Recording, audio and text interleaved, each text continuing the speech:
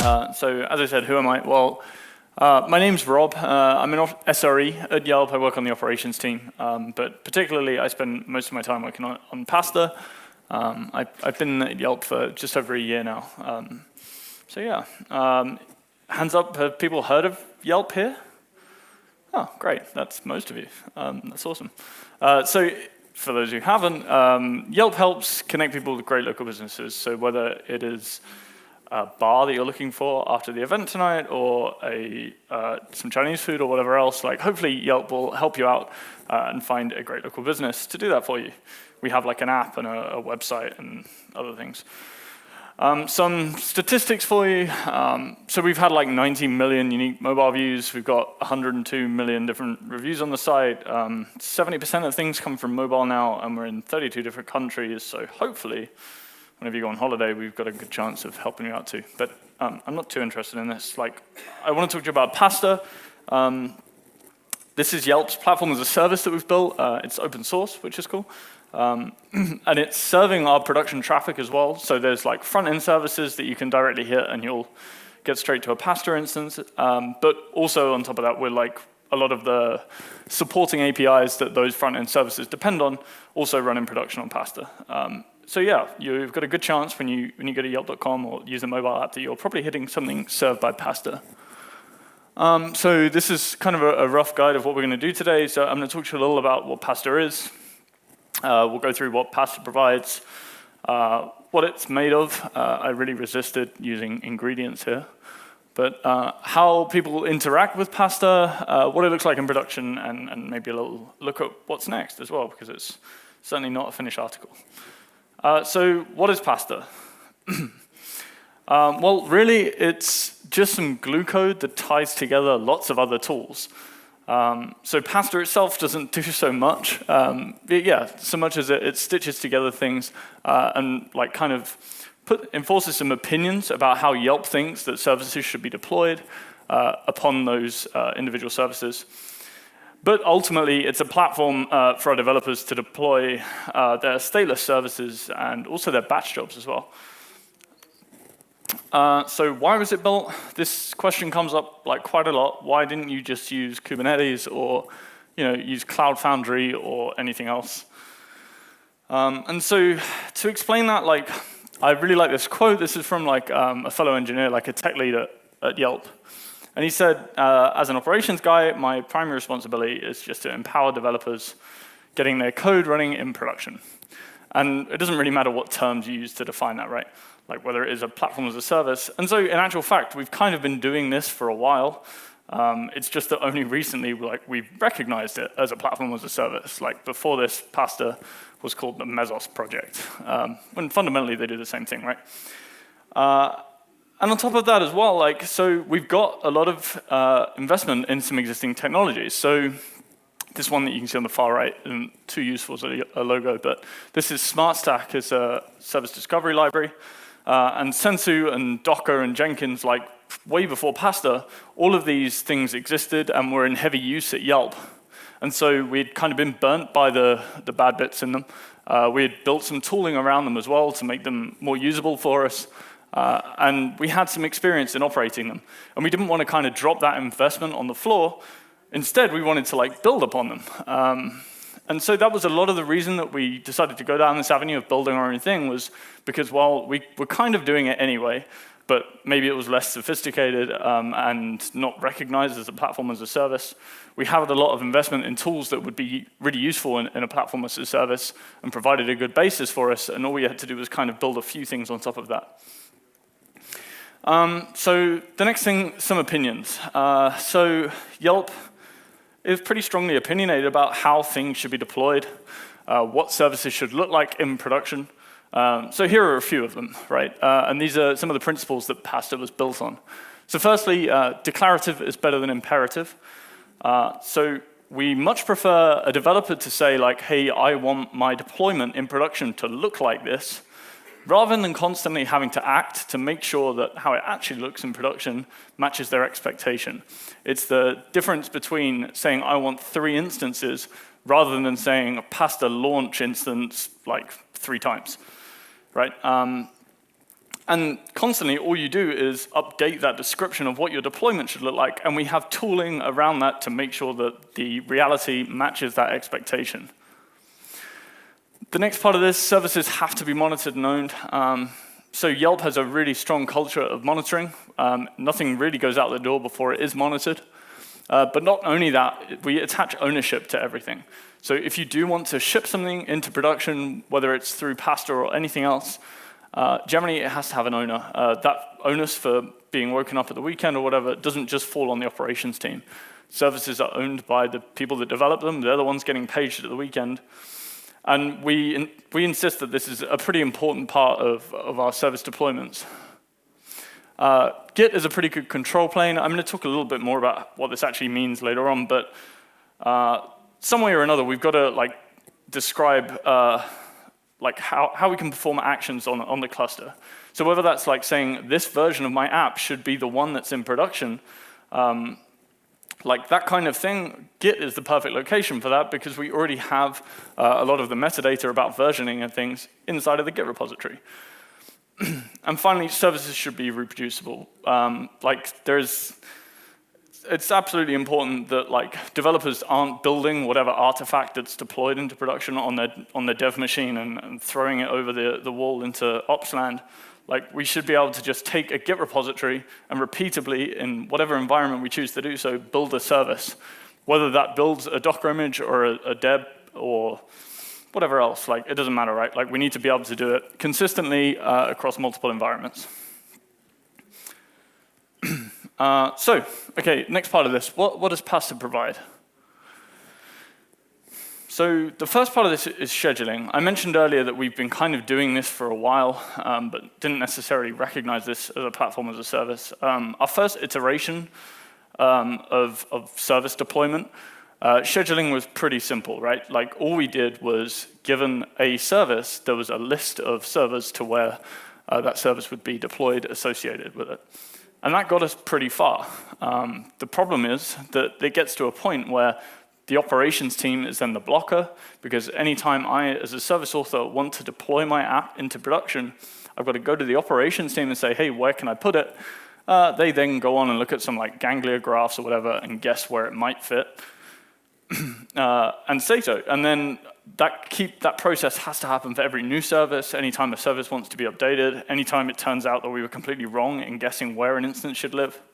And so PaaSTA provides a slightly more sophisticated scheduling mechanism around that. Autoscaling. So this is a fairly new feature in PaaSTA, but I mentioned earlier about the ability to describe the number of instances that you want deployed to production. This slightly changes that in that we provide a range of instances that we want. A minimum and a maximum, so I can say at no moment should there be any less than 2 instances of my service deployed, and at no moment should there be any more than 10. But the decision on how many actually exists at any one time is down to PaaSTA to decide, and it can use a number of metrics to decide that. Yelp sees a pretty predictably cyclical traffic pattern. We're pretty big in the US and getting there everywhere else. And so we kind of see this huge spike overnight as the US wakes up and goes through the day, and then it falls again overnight during our time. And so it would be wasteful if we constantly had to be provisioned to deal with the US traffic, even at these periods of lower traffic. And so this is what autoscaling looks after. It grows and shrinks the number of instances that we have deployed of a service as our traffic changes. Monitoring. So I highlighted how Yelp has a strong culture and a history of monitoring. PaaSTA carries on with that. We provide a number of checks that are performed on your service out of the box that you get completely for free, including, so if you've got a long-running HTTP API where you expect a certain number of them to be up at any one time and PaaSTA can't match that expectation, then we'll ensure that the service author gets notified about that through whatever means they want, whether that means them getting paged because it's a really critical service, or whether it means a ticket is created in Jira for them to look at after the weekend. It doesn't really matter too much. They can kind of take ownership of how important that service is, but either way, we do perform monitoring. And finally, service discovery. So now that we're scheduling in a slightly more sophisticated manner, we need some way of clients who want to consume the API of a service to be able to do so. And no longer is that like static YAML file describing the location of every service enough. So we provide service discovery out of the box, and we tightly couple ourselves to something called Smart Stack, which is a service discovery mechanism. So we provide that out of the box as well. So if you want to consume, as I said, another API of a service, then you can do so with these.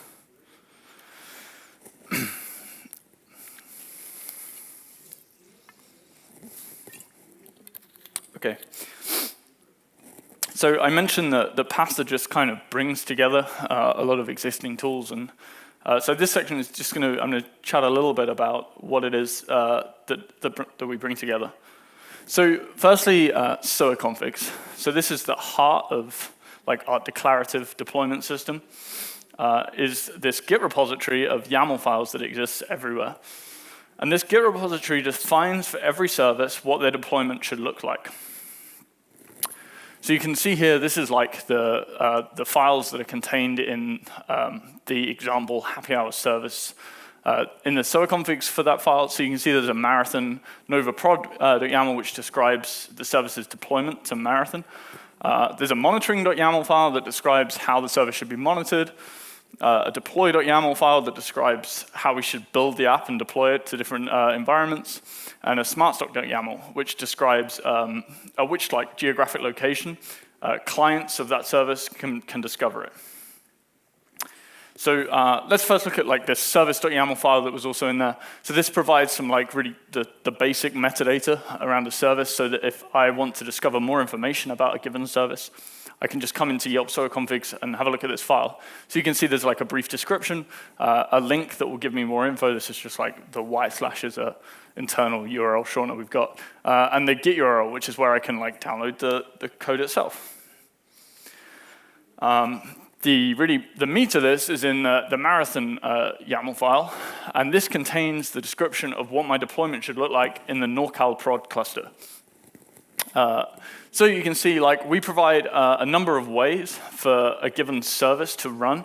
So you can say, like, if my service is made up of an HTTP API and say some worker that consumes messages off of a queue, then you can run the same service in multiple ways. And this is what like that first main key refers to. This is like the main instance of my service. So you can see here that I want 3 of my instances deployed. I want like 0.1 CPU available for every one of them, and a gig of RAM. And then PaaSTA will then match that reality with an actual app that exists in production. So now that we've got this like description, we need some way of actually turning it into a real service. So we use Mesos heavily to schedule our services. So I'm going to discuss briefly like how Mesos does its scheduling. So you can see here we've got like 4 agent nodes and 3 masters. There's only one of the masters ever doing something at one time. It's just like a HA thing that we've got. So like the agent is constantly telling the master like how much compute resource it's got available to run things, right? No matter whether it's completely full or whether it's got nothing running on it at all, it will always relay that information to the master. And then from here, I'm going to kind of go to the next part here. Marathon is a framework that is then responsible for actually taking those offers of compute resource and deciding whether there's actually anything to be run on them. So back to this diagram, Marathon then sits the other side of the master, and the master will relay those resource offers onto the framework, which is Marathon. And Marathon will say, like, okay, have I got anything that I want to use this compute resource for? In this case, you can see there's a service that requires 1 CPU and a gig of RAM and a gig of disk as well. You can see that fits within the resource offer that's been provided by the slave. And so Marathon will say, okay, yeah, I want to use this, send that information back to the master. That gets back to the slave, the agent node, and eventually we've got like this service that ends up running on the agent.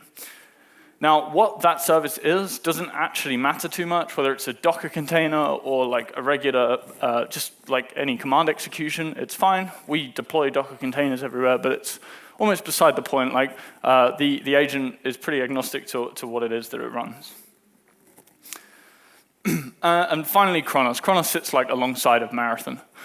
And the key difference between them is they're used for slightly different services. So Marathon is used to make sure that our long-running apps, things like HTTP APIs and workers that consume things off of a message queue, that are supposed to be running all the time, and Marathon looks after that. So if one of them dies for whatever reason, then it will try and bring that service back in line with the desired number of instances that we want.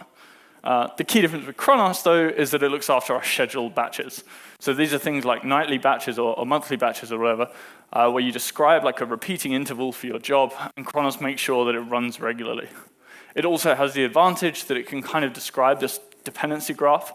So rather than just everything running on an interval, you can say, well, this job needs to start when this one is finished, and you can create like arbitrary layers of that, which is pretty cool.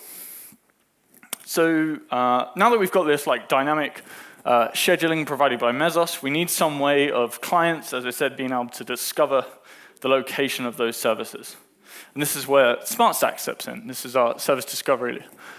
So SmartStack may seem kind of complex because it's composed of so many parts, but the fact that it's composed of so many like independently operating parts, it's kind of a big advantage as well. So I'm going to talk a little about it, and then we'll discuss more about it at the end. But so firstly, so we're now back at this point where we've got the 4 agent nodes and Zookeeper in between them. So Nerve is a long-running daemon that runs on every single one of our Mesos agents. And it inspects Marathon and says which services should be running on this host. Once it finds information about that, it will get the ephemeral port, say of the Docker container, and it will also get the health check URL that we can use as well. That's described in your SOA configs. And then it will make an HTTP request to that endpoint for the service. If it gets a response back that it considers to mean it's healthy, so if that's like a 200 response back, then the next step is to take that information and register it in Zookeeper. Sorry, the text isn't too clear here, but it's registering it under a namespace for that service in a given location. And this happens on every single agent, as I said. So you end up with every agent being every service on every agent being health checked by Nerve. And then the result of that is that you end up with this kind of tree of each of the services having the list of hosts where they actually live. Now, this is nice, and we've just dealt with the health checking, though. There's still no discovery mechanism, and that's where the next part of this Synapse actually kicks in. So Synapse is responsible for taking that information about the location of different services and writing them out to HA proxy configs. So Synapse is another long-running daemon that will constantly be inspecting Zookeeper. And whenever it notices the change in the location of a given service, so for instance, it asks about where A exists at the moment, it'll get that information and write out an HA proxy config that reconfigures those backends. So you can see I've taken a snippet here, but we'll end up with host 1, host 2, and host 4 for the backends for service A here. And again, this happens for every one of our agents, so that means that there's an HA proxy instance running on every one of them. So finally, the last step is if, say, the service C wants to talk to service B in whatever way, then it reaches out to its local HA proxy instance, which is regularly being updated by Synapse, and HA proxy then just does its thing and forwards it on to a backend. HA proxy we don't configure it to talk only to the local host or anything like that. But yeah, it'll send the request onto the right place.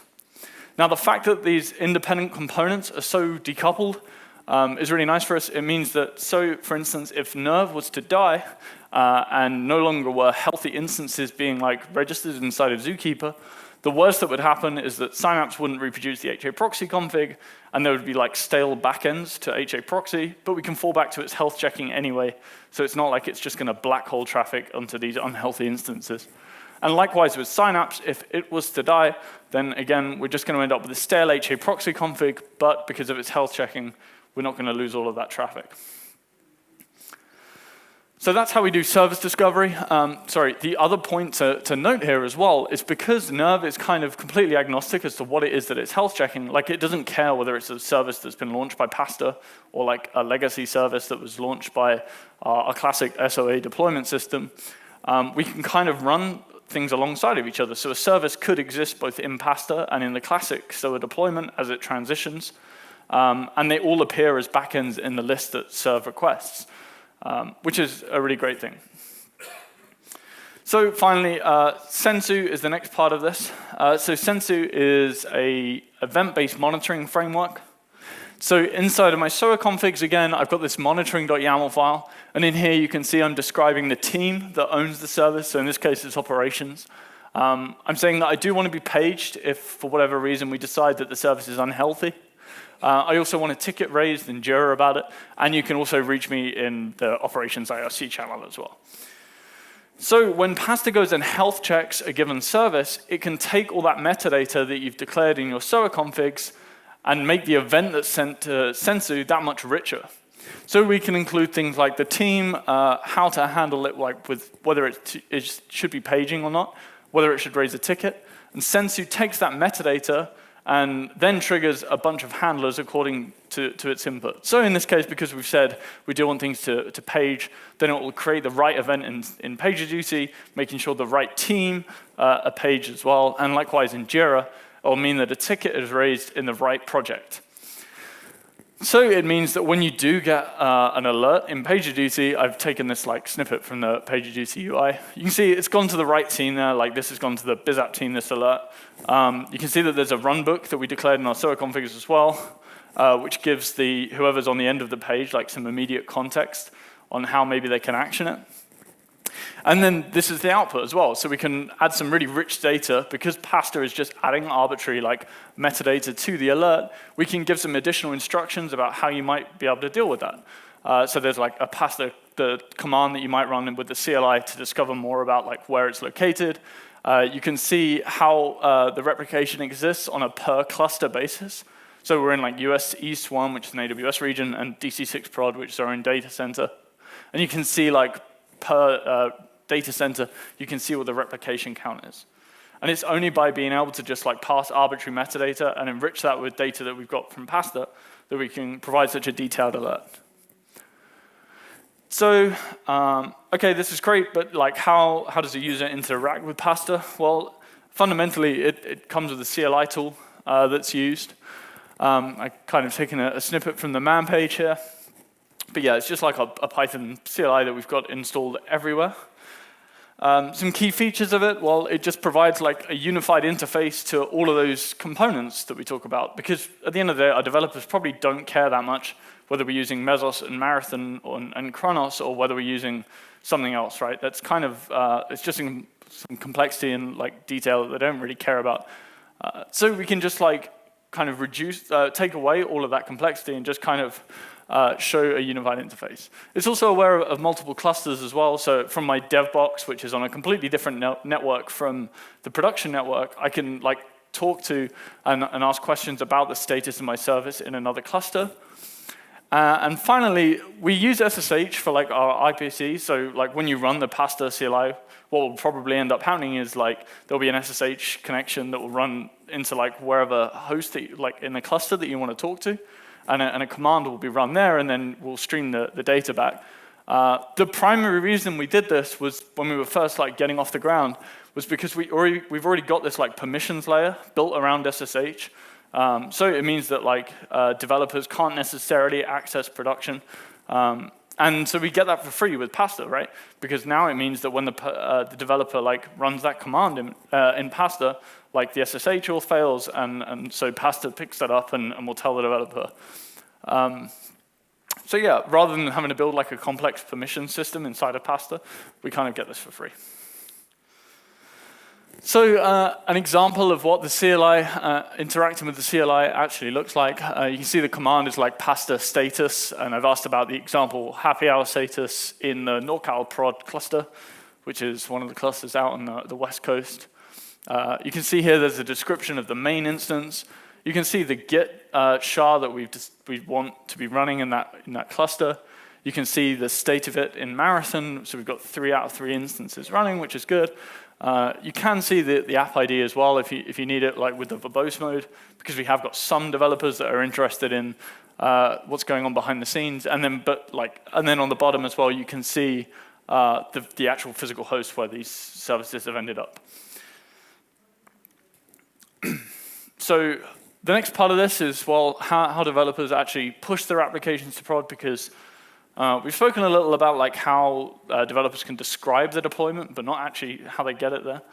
And the key to all of this is Jenkins.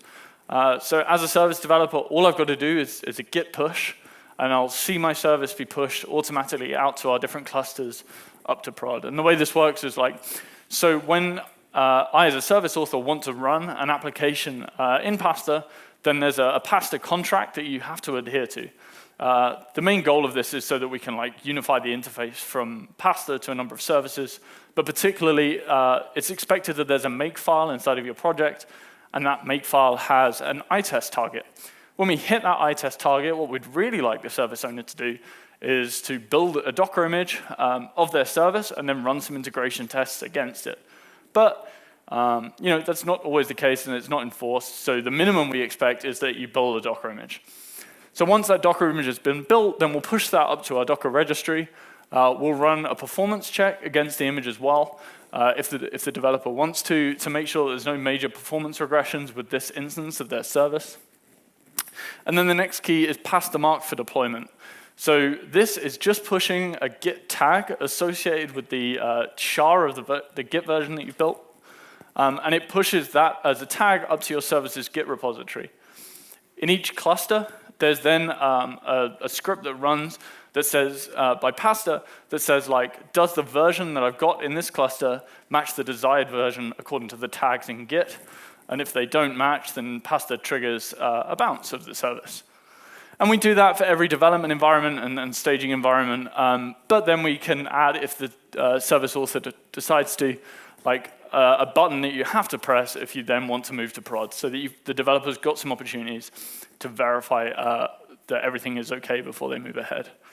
And so, yeah, it's Jenkins that orchestrates all of this for us through like a nice pipeline that we run. So the next part of this, what does PaaSTA look like in production? Because like it's great, now we've got this infrastructure and it's really great, but this part is to show you what it actually looks like for us operators. To give you some brief insight into Yelp's infrastructure, we've got like 2 physical data centers, one on the East Coast and one on the West. But we've also got points of presence in most AWS regions.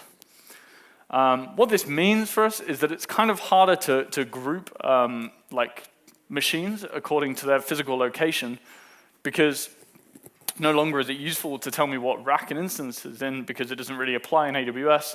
And likewise, I can't just say like the availability zone or AWS region because it doesn't apply in our data center. So instead, we group machines according to the latency that exists between them.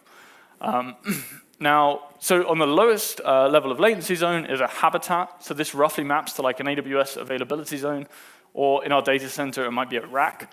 Up from that is a region, which makes up a number of habitats. So this is an AWS region, or maybe a whole data center for us. And then a super region, which groups those 2 things together and gives us like a wider geographical region. Now, the guarantee that we've got because of direct connects between our data centers and AWS is that any 2 machines within the same region should be able to talk to each other within like 5 milliseconds of latency.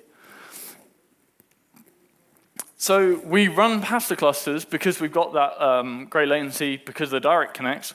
We run PaaSTA clusters at the super region level. So this means that our masters run both in AWS and in our physical data centers. Agents run both on like the more ephemeral autoscaling group hosts and on more permanent boxes in the data center as well. They're kind of hybrid. But ASGs can be scaled up and down according to like our cluster utilization. So we don't have that that happen for us. Like we don't let Amazon look after deciding when to scale up and down just yet. Instead, we define this auto-scaling group inside of Terraform and set the minimum and maximum instances as the same. And we just take advantage of the fact that Amazon will replace any unhealthy instances for us. And hopefully, we'll get to the point where we can build something that deals with auto-scaling at the infrastructure level in the future. So to give you more of an example, this is the output from another PaaSTA command on the CLI called PaaSTA metastatus that gives us more like a cluster level information. So you can see here that the key things I've highlighted are like the number of tasks and the number of slaves that we've got or agents. The size of our clusters is getting fairly big now. We're like just over 10 terabytes of memory like across the whole super region. And it's kind of split in AWS's favor. And we're pretty high CPUs as well, but we're running like 278 individual Marathon apps now, which roughly maps to services, and 51 Chronos jobs as well. So these are those nightly batches that I mentioned, and we're pushing more to try and grow that and move off of our older system. But you can kind of see here like at what level we've got PaaSTA deployed now. So the next part of this, and finally, I want to talk about what's next, because this certainly isn't like a full solution to everything. So firstly is the monolith. So Yelp still has, this is still the thing that pays the bills, is the monolith that exists. This is like a Python app that is something like 3 million lines of code, and we've slowly been breaking like services out of it, but this thing still exists and causes us a lot of headaches. So we're slowly trying to move the monolith into PaaSTA. It's going to exist in its current form in that we're probably going to end up with like one container per host, and we'll use like constraints in Mesos and Marathon to define like how that happens. But we certainly want to get to the point at least where that monolith is deployed in a container in the same fashion as the rest of our services. It's dark launched at the moment, and we're in a couple of staging environments, like serving not real traffic, but traffic internally to our staging environments. But this is certainly on our roadmap, is to get that running there. Spotfleet ASGs. So I don't know if people are familiar with Spotfleet, but Spotfleet is a way that Amazon has of like auctioning off their spare compute capacity after like on-demand and reserved instances are accounted for. So the spare compute kind of goes to the highest bidder in the end. So it can mean that you end up getting compute power relatively cheaply. But the cost of this is that you can be kicked off at like, I think it's a minute or two's notice. The instance will just be terminated. So we want to get to the point where we can like be taking advantage of this spare compute capacity so that our AWS bill goes down, which would be awesome. But to do that, we need to build some more tooling around how quickly we can recover off of hosts. Part of that is this maintenance mode. So at the moment, it's pretty painful if we want to entirely like down a box. Mesos has this notion of like a maintenance mode where you can say like to the frameworks, don't schedule any more apps on here and slowly move them off. But unfortunately, neither Marathon nor Chronos support this maintenance mode. So we're kind of building something ourselves inside of PaaSTA so that when we notice that a host is in maintenance mode, we can drain those apps so that they receive no more traffic from AJ proxy, slowly kill them off, and we can use something called a dynamic reservation, which is where we can tell Mesos, like all of a sudden, all of the compute resource for this agent has been taken up. So we hope to take care of that. And once we've done that, that enables the Spotfleet ASG, because it means when we notice that Amazon is turning us off, we can quickly like put the instance into maintenance mode to prevent new things being scheduled there and to try and get the existing things off there as quickly as possible. And it also helps with things like that are pretty painful at the moment, like Docker upgrades. So at the moment, a Docker upgrade will kill every container on the box, which is really quite painful. So by enabling maintenance mode, we can kind of get around that so we can do upgrades a bit easier. And finally, secrets. So PaaSTA is pretty unopinionated about secrets, and specifically injecting them inside of containers. And I'd say that's mostly because we've not figured out how to do it yet. So right now, our system is like we have encrypted files in Puppet that get decrypted on the agents, and we volume mount them inside of the container at runtime. But the problem with that is that we have to like specifically say in like via Hira, we do it, like which agents are going to have a specific secret. So we've gone a really long way round back to having like a statically defined list of hosts, which kind of blows. So we want to come up with a way of like actually injecting secrets at runtime, no matter what host you're on, but still having some way of describing like ACLs so that only the the right services can get specific secrets. So in conclusion, the end goal, I think, for a lot of places is just to, right, we want to deliver a platform that enables developers to ship their code. That's basically what we're all, well, operations people are paid for. Yelp as a company, we're like already pretty invested in a lot of key technologies that helped us build this platform as a service. So it wasn't that we had to go completely from scratch. We prefer to take tools that are really unopinionated and stick to doing one thing and do that one thing really well, so that then we can enforce our own opinions on how things should be done. And then, like, yeah, by writing our own tooling around them, we enforce our own opinions. So I guess the key message here, it's not so bad to like build your own platform as a service. You may already be doing it, it's just not recognized as a platform as a service. Yeah. So, has anyone got any questions?